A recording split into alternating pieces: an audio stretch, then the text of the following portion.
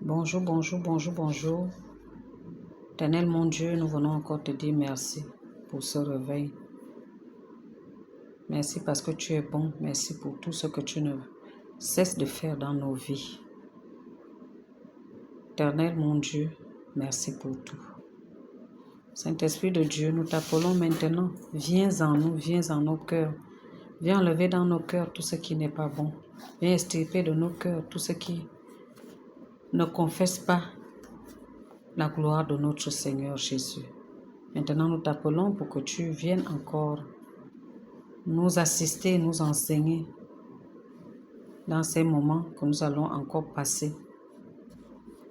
Donc, bien-aimés dans le Seigneur, aujourd'hui, nous allons continuer notre enseignement concernant l'histoire des femmes qui ont marqué la Bible. Aujourd'hui, nous allons parler d'Asnath.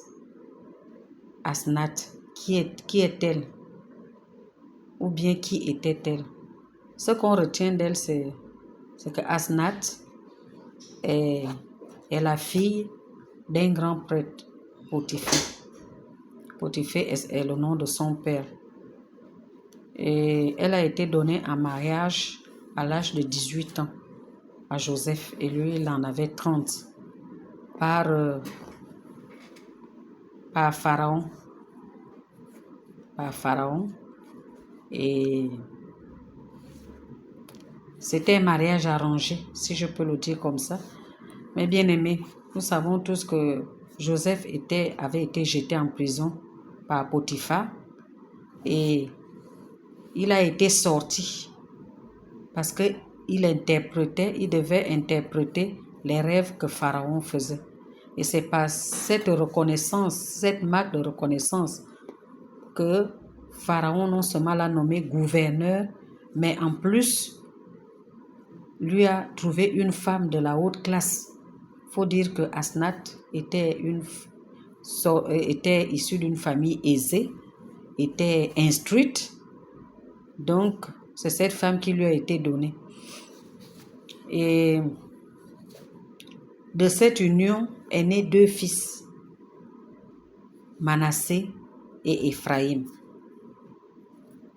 Et à chaque fois que Joseph donnait des noms à ses enfants, il faisait suivre des explications. Pour Manassé, il s'est rappelé des travaux qu'il faisait et qu'il avait complètement oublié la maison de son père. Et Éphraïm, quand Éphraïm vient au monde, il dit, Éphraïm signifie prospérité. Donc il s'est rappelé, il s'est dit que Dieu m'a fait prospérer dans le pays de ma détresse, le pays où j'ai connu, où je suis venu en esclavage. Mais Dieu m'a rehaussé. Donc il a donné le nom de prospérité. Donc, c'est en souvenir de sa vie qu'il a donné le nom de ses enfants. Et rappelons-nous que l'Égypte avait été frappée par la famine. Et c'est à ce moment-là que Joseph a su interpréter les rêves parce qu'eux, ils ont eu le temps d'emmagasiner beaucoup de nourriture en attendant les jours de disette. Donc, ils ont tout gardé. Et c'est pendant ce moment que la famille de Joseph est arrivée en Égypte. Parce qu'il y avait la famine, ils cherchaient à manger. Et c'est comme ça qu'ils se sont retrouvés. On ne va pas encore rentrer dans les détails. Et Jacob, sentant sa mort venir, a décidé de bénir tous ses enfants. Parce qu'il faut reconnaître qu'il ne devait bénir que les enfants. Mais Joseph, lui, il a eu une double bénédiction. Pourquoi? Parce qu'il a béni en même temps ses enfants et lui-même. Mais pendant la bénédiction, il s'est rendu compte que son père donnait la bénédiction principale à son fils cadet. Il a voulu le dissuader, mais son père lui a fait comprendre que Éphraïm allait avoir une descendance très très nombreuse. Donc après toutes ces bénédictions, Joseph Joseph a continué sa vie avec sa femme et sa femme s'est convertie à sa religion. C'est-à-dire elle a complètement délaissé la religion païenne qu'elle pratiquait avant qu'elle n'épouse Joseph. Donc, c'est ce qu'on peut retenir d'Asnath. Maintenant, la leçon, la morale, qu'est-ce qu'on peut en tirer? Qu'est-ce qu'on peut en tirer? On va se dire que les significations des noms reviennent toujours.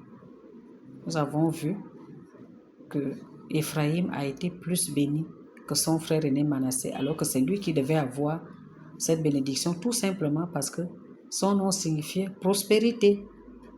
Et il a eu, quand on va regarder son histoire, il a eu une descendance très nombreuse. La deuxième leçon de morale qu'on peut retenir, c'est la reconnaissance. Pourquoi? Parce que Pharaon a été reconnaissant du travail que Joseph avait fourni. Non seulement il a établi gouverneur d'Égypte, mais en plus, il lui a donné une femme de haute classe. C'était pour lui sa façon de marquer sa reconnaissance. Donc, c'est ce qu'on pouvait dire et je vous souhaite une très bonne journée à tous.